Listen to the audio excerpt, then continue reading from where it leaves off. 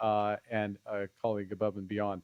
I'd like to thank Chris, Erica, and Bill for hosting us here at Maple Leaf Homes, welcoming us, but also for what you've been doing. And I'm going to expand a bit on this.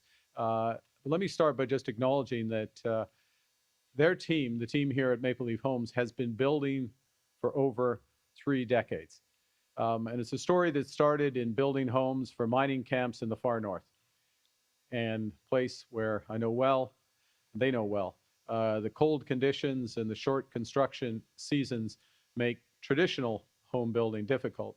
So what they did is they started to build homes indoors in controlled conditions with the precision and strength required to withstand the harsh elements in the north. Et cette même innovation est bien vivante ici, dans vos installations de Fredericton. Vous perfectionnez votre savoir-faire en fabrication des maisons usinées. Grâce à des machines de pointe, aux technologies les plus récentes et au talent local, vous bâtissez plus de maisons, plus rapidement, plus économes en énergie et à un prix abordable pour les Canadiens et Canadiennes. At this facility, construction is active 22 hours a day. Uses softwood lumber from across the Atlantic provinces, from Quebec, British Columbia, New Brunswick-made kitchens, which we just tested out, fully endorse them, and engineered wood from Quebec. Maple Leaf Homes builds energy-efficient apartments, schools, remote camps, and hundreds of homes every year. We need more of them. Once completed, these housing units are shipped as far west as Manitoba, as far north to Nunavut. Vous démontrez une fois de plus que les constructeurs canadiens peuvent être des chefs de file en matière de qualité et de savoir-faire. Félicitations pour que vous avez bâti et pour tout ce que vous bâtirez encore. Now, Canada's new government is deploying a similar combination of innovation, speed, and long hours through Build Canada Homes. Build Canada Homes is a new entity.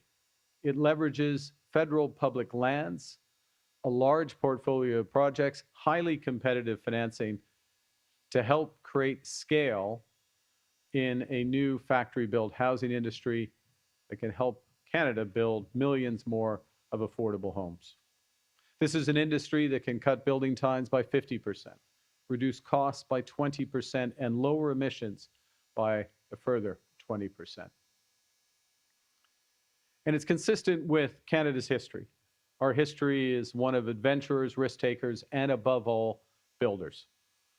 Our country was forged by Indigenous peoples and voyageurs who built vast trading networks from coast to coast to coast before the Americans had even left St. Louis. Following the Second World War, Canada was ambitious, determined, and united in a mission to build big things that would include the St. Lawrence Seaway, the Trans-Canada Highway, Expo 67, and the CN Tower. But Canadians also built new neighborhoods for hundreds of thousands of returning veterans. And we expanded our universities, such as UNB. UNB saw its enrollment almost double. En ce moment charnière, c'est à cette histoire de construction que nous devons revenir et que nous devons encourager. Because Canada is facing a hinge moment. The world's more divided and dangerous. The global trading system is being rewired, threatening Canadian jobs and businesses. The budget released last week, it estimates that US tariffs and the uncertainty that they're costing Canadians represents around 1.8% of our GDP. Let me translate that. That's about $50 billion lost from our economy, the equivalent of $1,300 for every Canadian. And this is happening fast. It's a rupture, not a transition. And it means that our economic strategy needs to change just as dramatically and rapidly. That new strategy That new strategy is at the core of Canada's new federal budget. The budget builds Canada strong by unleashing over $1 trillion in total investments in Canada over the next 5 years. Those investments alone will increase Canada's GDP by over 3.5%. Again, let me translate. That's $3,500 for every Canadian worker, more than twice of what the Americans are taking from us. And we are just getting started. Le budget 2025 est la nouvelle stratégie économique dont le Canada a besoin pour relever ce défi et en sortir encore plus fort. Un Canada confiant qui prend son avenir en main. Pour y arriver, on doit s'attaquer aux pressions économiques de longue date qui vont au-delà des droits de douane. Our budget makes generational investments to build at home, including right here in New Brunswick. Budget 2025 includes a new $5 billion Trade Diversification Corridors Fund, which will improve Canada's access to international markets by investing in new port, new airport, and railway infrastructure. And that means projects such as the St. John Trade Corridor and the critical minerals port at Port of Belledune. We're building one Canadian economy, turbocharged by new infrastructure that connects our regions, diversifies our markets, makes us an energy superpower, restores affordability to housing, and secures our community. Nous créons de nouvelles stratégies allant des minéraux critiques au train à très grande vitesse en passant par un nuage souverain, afin de générer des dizaines de milliards de dollars d'investissements supplémentaires tout en créant les conditions d'une économie plus connectée et plus productive.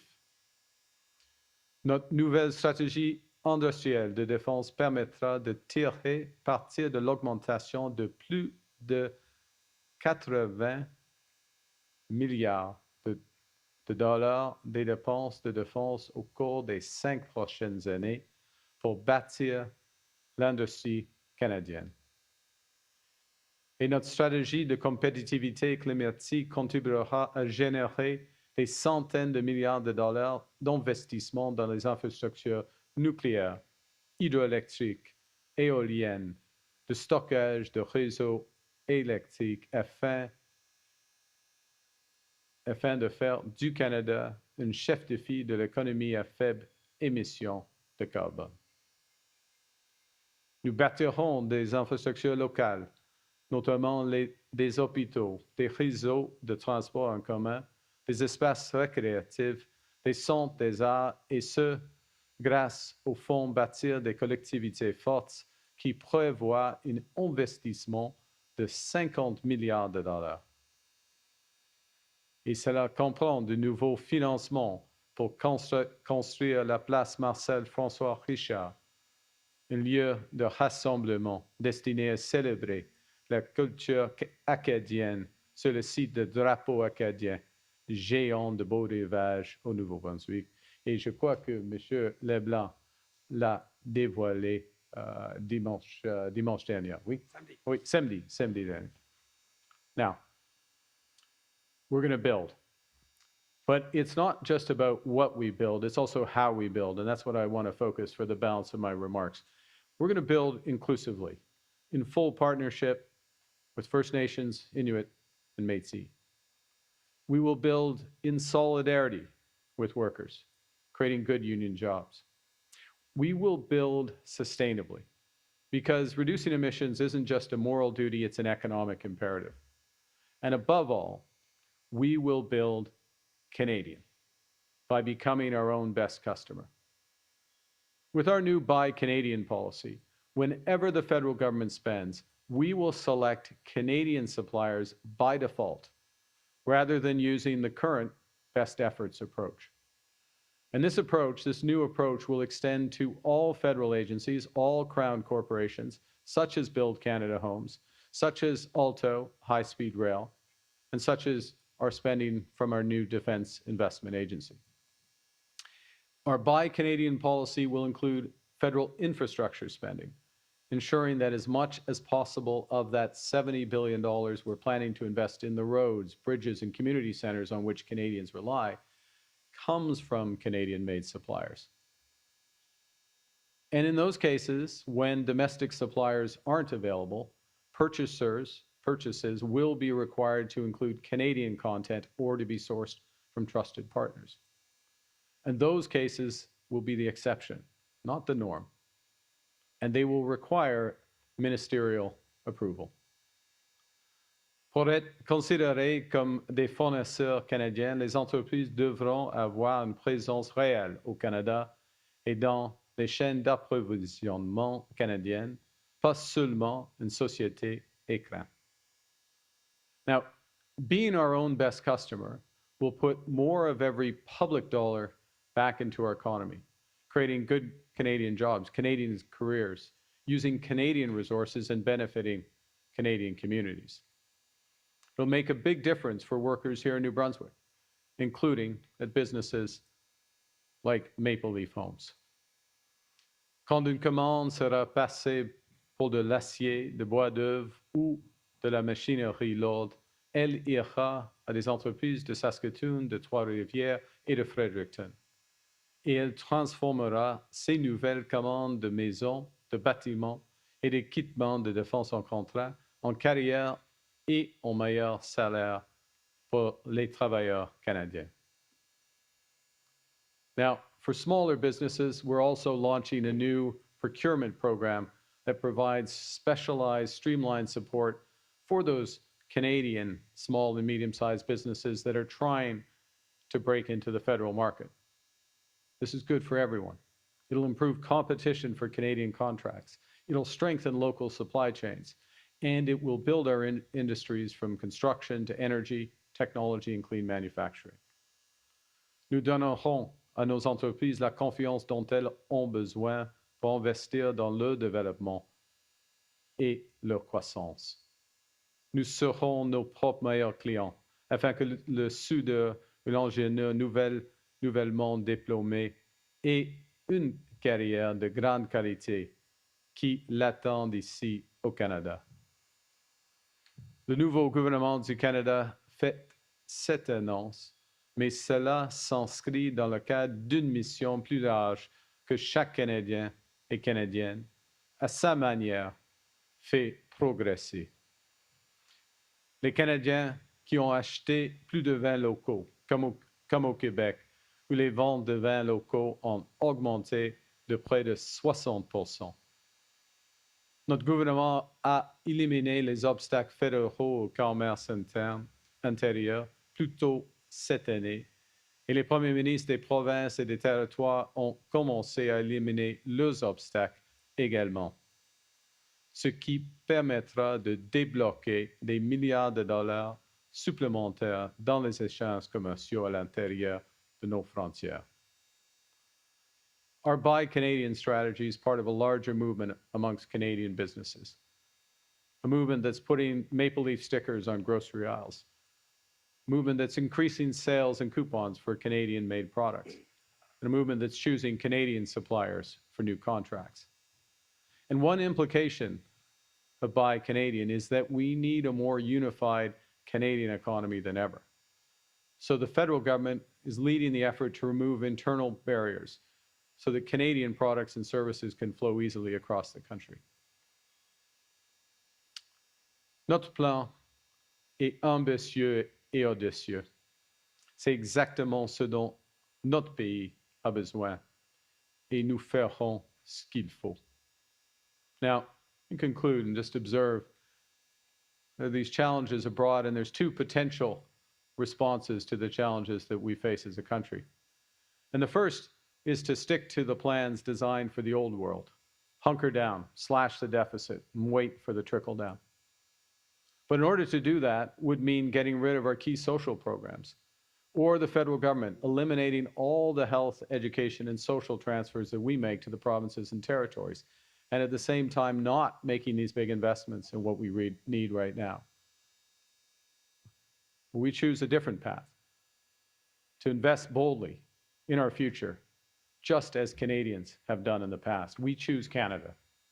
Nous sommes maîtres chez nous et nous bâtirons un pays plus grand et plus fort que jamais. Et ce, avec du bois d'œuvre canadien, de l'acier canadien et de l'aluminium canadien. C'est notre pays, c'est votre avenir.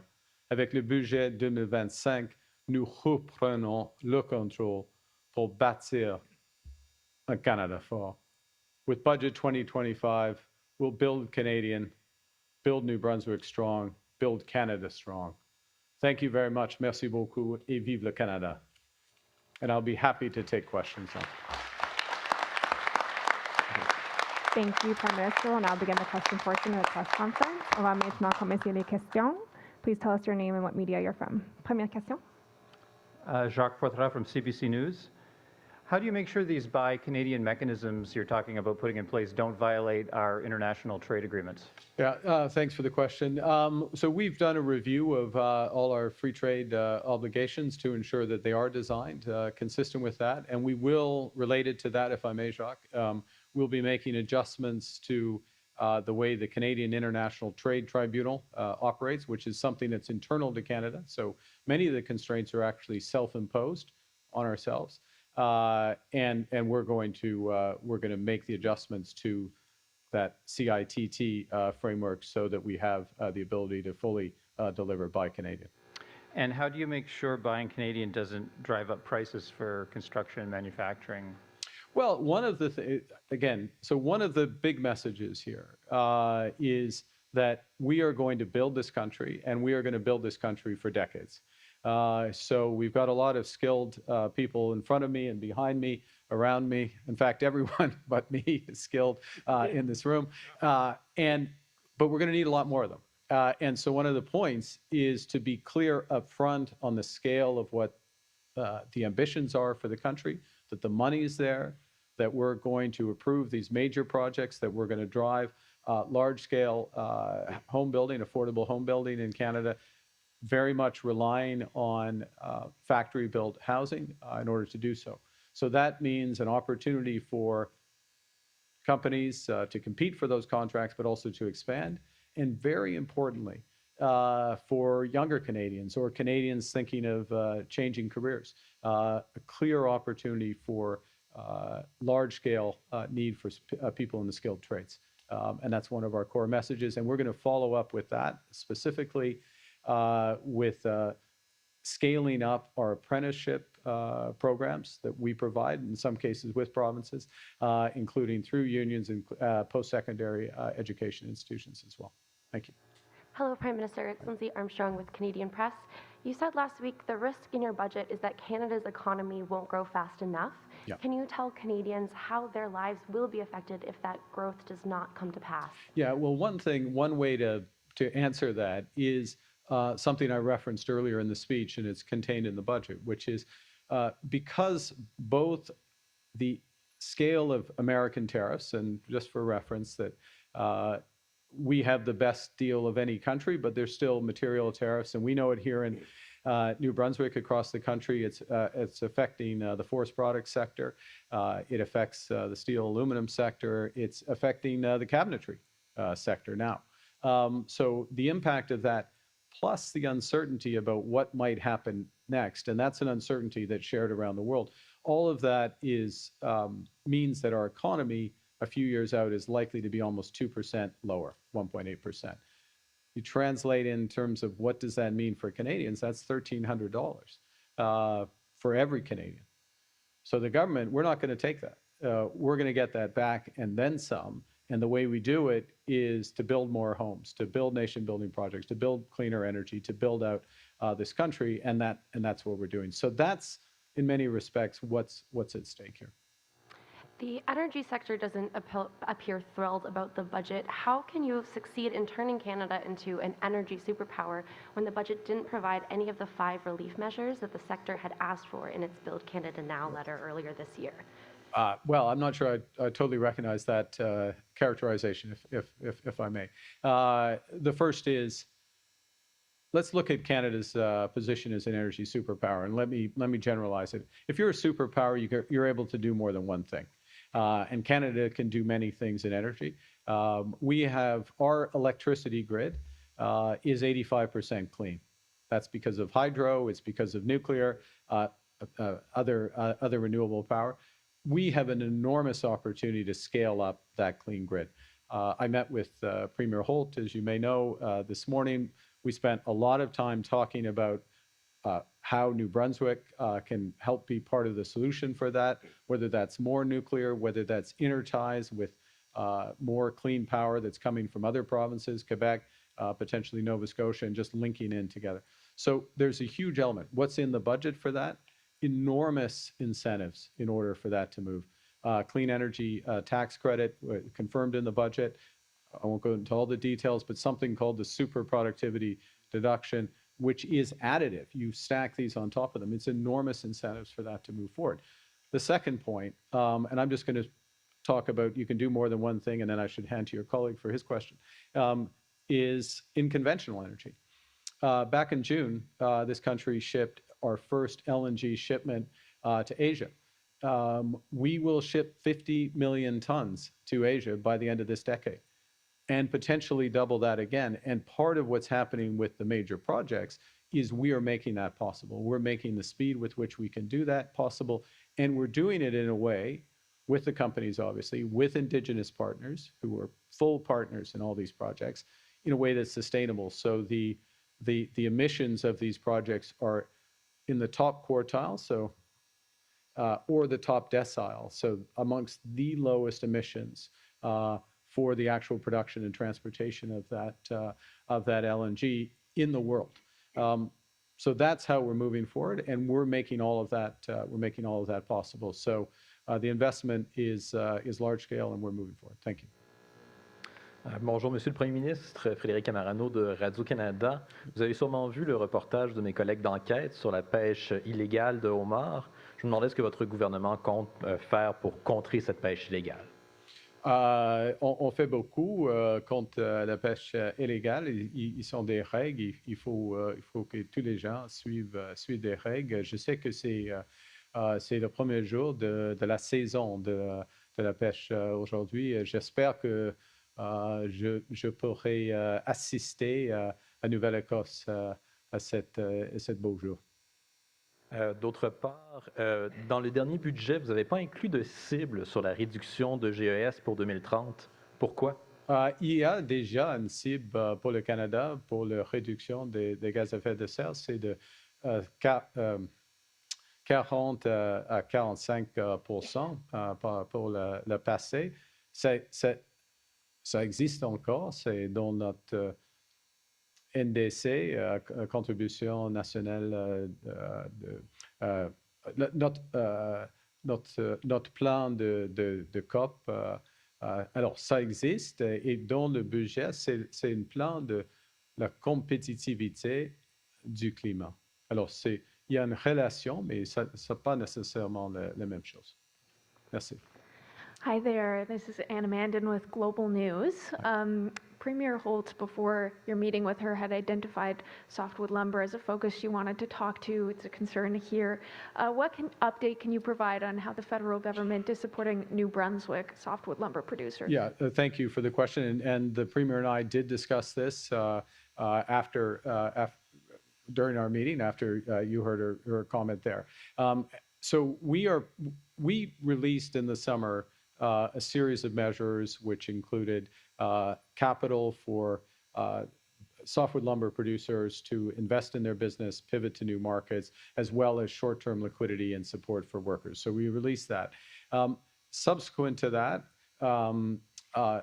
Minister LeBlanc and some colleagues met with the Premier of British Columbia to develop the next phase of that, or ideas around the next phase, which we are in the process of doing. We have a first ministers meeting, so the Prime Minister, the Premiers, Minister LeBlanc will be at that as well. It's a virtual meeting. We have it from my memory. I believe it's a week today. It's thereabouts. And one of the issues we'll talk about is that plan that we would expect to release shortly thereafter, sort of a week thereafter. So there's more support coming for the sector. But let me say two things to put it in the context of today. One of the areas for the industry is going to be more Maple Leaf homes with our hosts and similar companies across the country, companies that have more than 80% of the product are Canadian. They're buying Canadian softwood, they're fashioning them into homes, and they're building, and we are going to scale that considerably through Build Canada Homes. So that's the first thing. And then the second related to that is making sure that the Canadian market and building standards are consistent across the country. So Canadian softwood, Canadian products, Canadian housing can flow readily from coast to coast to coast. Both the NDP and the Greens are undecided as to whether they will support your budget. Are you open to giving those parties any concessions to get your budget passed? Well, I think that there's a lot in the budget for everyone, and align with the objectives of those parties. We have had discussions with those parties in advance of the budget, and a number of things are in the budget that were reinforced by the desires of both those parties. And there's other things that the government can do. There's the budget and then the ongoing business of government, and those priorities are there. And look, I'm a big believer, and the government is a big believer in working with Parliament, listening, getting ideas. We don't think we have a monopoly on all the good ideas. And so when we hear new ones, we have incorporated them and will continue to do so. Hi, it's John Chillibeck from the Telegraph Journal. Some New Brunswick officials are concerned about the major project lists that it hasn't really included New Brunswick. For instance, SMRs in Ontario are getting a couple billion. We see some help for the Ring of Fire in Ontario, not with the Sisson Mine here in New Brunswick. Port of Montreal and Churchill seem to be getting help, but not the Port of St. John. Can you speak to that? Is New Brunswick going to be part of this major projects? Yeah, thank you for the question. New Brunswick is very much part of this. And let's just take a step back and then address some of the specifics, which is this is not a one and done. It's not one round of projects and then we move forward with those. This is a living list. We develop more. We've got big strategies that then also have implications for provinces across the country. So that's the first thing. And the next round of major projects is going to be announced later this week on Thursday. So there you go.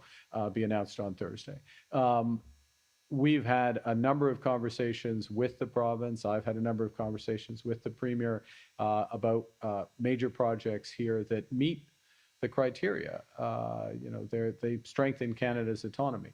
They diversify our economy. They're built with Indigenous partners. They're consistent with their climate goals, and they have a real economic return. And so you would expect to see some of those in the announcement later this week. That's first point. And then the second is, if you take, well, I'll make a final point, which is just when you look at, for example, Energy East, Wind West, right? Which was announced the first time. It's a broad strategy. It's all connected. So yes, there is a considerable offshore wind in Nova Scotia, but there is a series of interties that are necessary, very much including New Brunswick, with PEI, with Quebec and others. And what's that going to mean for someone, watching at home? It's going to mean more reliable power, cheaper power, and an ability to expand the economy, create jobs here in New Brunswick. Thank you.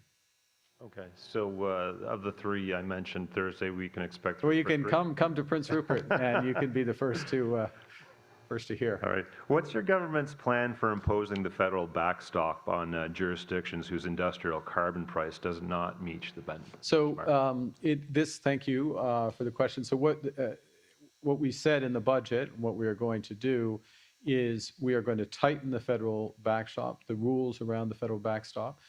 which is industrial carbon price for others, and particularly so that the gap that sometimes exists between provincial level pricing and that backstop closes, and will also lengthen the horizon for the backstop. So there'll be more coming on that. Yeah. Well, it'll come in coming week. Again, we want you to keep coming back to federal press conferences. We don't want to throw it all out there. I mean, we put a lot out in the budget. Sir. Mike Landry, All New Brunswick. You previously said you were open to quotas on the softwood lumber as a possible solution. I'm just wondering, has your position changed on that front when it comes to a possible quota? Is that more or less important for you now? I'm trying to recall when I said that. Do you have a date and time? Look, these solutions, I'll say this, which is that to the extent to which, the U.S. has had new agreements for what are called 232 sectors, so strategic sectors like softwood to get to softwood. They have tended to have quotas with a tariff inside the quota, which is unusual, to be clear, relative to historic trade practice, and then another much higher tariff outside the quota. So those are, when the Americans have negotiated agreements, they've tended to look like that. So we understand that, and it's a question of what's in the best interests of our industry and relative to other aspects of the negotiation when it resumes. Just as a follow-up, I'm just having a hard time wrapping my head around when it comes to the forestry sector in New Brunswick. It's 1 out of 49 firms are involved with the forestry sector. Yeah, a hugely important sector. Yeah, no, $2 billion go to the United States. I'm just wondering if you can explain a bit more, looking at that focus, how a Buy Canadian movement can even begin to make a dent on that front. It's part of the answer. It is part of the answer. Look, 75% of the exports from the forestry sector historically, New Brunswick goes to the United States. Slightly lower percentages for the country as a whole. The U.S. is trying to shut out our forestry products. Okay, let's be clear. Let's be absolutely clear. And we can do several things in that context. One is, yes, buy Canadian and build more at home. Secondly, diversify internationally, and third, expand what we do with forest products. And of course, all of that is in the context of, in parallel, negotiating with the Americans and trying to get a good deal for the forestry sector. In which case, we are doing other things, or we're prepared to do other things that the Americans want in order for the forest product sector to get greater access. But it's a negotiation. And if I can bring it back to where I started, this is not too strong a word, this is a radically different U.S. trade policy than anything we've seen in our lifetimes, okay? It's radically different. They've changed the rules, or their interpretation of the rules. And that's what we're dealing with. And that's why we need to move fast. That's why this budget is the right budget. That's why we're looking to have $1 trillion of investments. So yes, we have as many jobs as possible in forestry, but we have many more jobs being created elsewhere in New Brunswick and elsewhere across Canada. And at its core, these are all things that we don't have to ask permission for. We don't have, we control, we decide, it's our future, we're taking it, we're moving forward. And then we spend less time on our press conferences, in the business suites, around the kitchen table, talking about what the Americans are doing and might do, and just what we're doing to build this great country. And that is what we're going to do. We're going to build this great country. Dernière question. Hi, round two. Round two. Now everyone's going to be upset. I'm being waved forward. Yeah. New Brunswick's looking for $50 million in compensation for the HST holiday of the sort of previous government, and they haven't waived their what they say is their right to that $50 million that they lost in HST revenue. Any prospects of that happening? Good day. Dominic knows what I'm talking about. Dominic knows what you're talking about, and he'll be giving a short press conference later. No, he's not giving a press conference. Actually, I'll be blunt. I don't know the issue. So we had very wide-ranging, productive discussions. She can't raise everything. She has my number. We talk frequently, and now she's gonna have to raise it. So consider it raised. Don't call me. I know the HST thing. I'll run it down. All right. Thank you very much. Merci beaucoup. Merci. Thank you. This concludes our press conference.